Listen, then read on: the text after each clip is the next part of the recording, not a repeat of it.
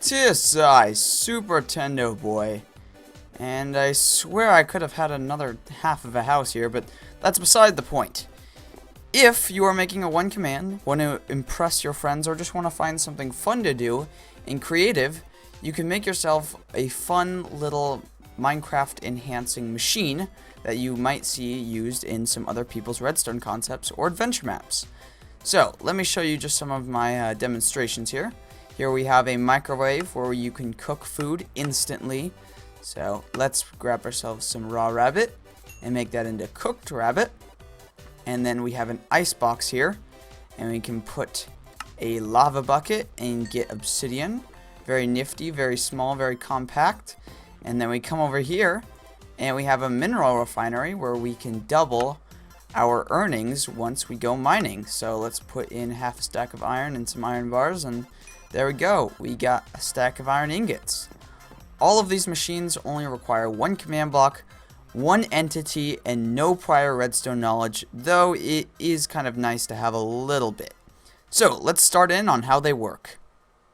Even though this concept is incredibly simple, I am going to do it in a little bit of a section sort of thing, because I'm going to explain how it works visually, its functionality, and some extra features you can add to it if you're feeling a little bit adventurous or you're a little more experienced in redstone. So you can click on their icons to go to their specific part of the video, but otherwise, if this is the first time watching, I recommend watching the whole thing through. It's not too long, it's pretty simple, and if you follow along, you should be just fine.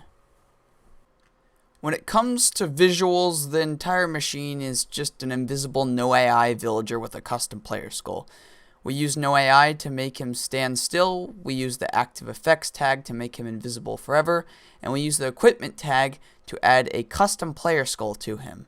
Now you can get custom player skulls from heads.freshcoal.com, will be linked to the description or the annotation on the screen right now, or you can browse through thousands of heads generated by other Minecraft players.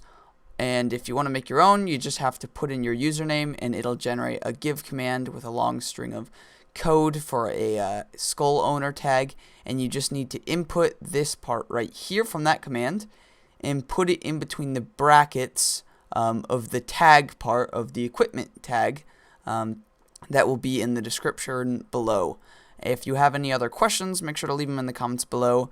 I know that custom skulls can be a little tricky, so if you're a newbie, just kind of stick to choosing a head that's already there on Fresh Coal and just copying and pasting it. Now, the visuals were probably the hardest part, but the functionality is by far the easiest part.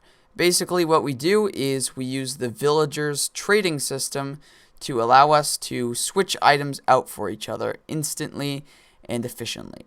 So I'm going to have some links to videos here on the screen where you can click and learn how to manipulate the offers of a villager by using commands. It's pretty simple once you get the gist of it. If you're new to commands, just stick with using the template I have in the description. It's not too hard to figure out, but I don't really want to go into depth about it because I'm not the greatest at explaining it. Basically, there's a bunch of values you need to switch out for the different items that you need. So, that's about it for the functionality. And now this brings us to our last section: extra details, tips, and tricks. So the first thing I'm going to say is, if you were completely confused and I have no idea what I was talking about when I was saying custom skulls, I recommend just using blocks and just putting the block ID where the ID says skull and setting the damage value to 0. It's a lot easier if you don't know how to use skulls.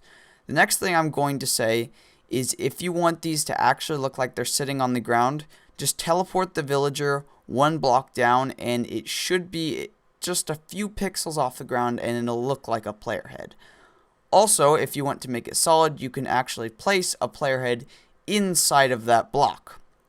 And if your machine makes sense to, you can also use particles to make it look a little nicer. Also, you can set the villagers' drop chances for their head to 100%, so that you'll be able to kill the villager or mine the block and then get it back. And if you have enough redstone knowledge, you can make it so that you can press Q to drop the item, and when you do, it summons the villager and allows you to place it like a player skull.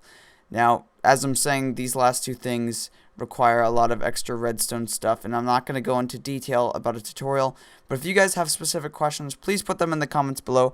I hope this helped you out. I can't wait to see what you guys do with this, and as always, thank you for watching.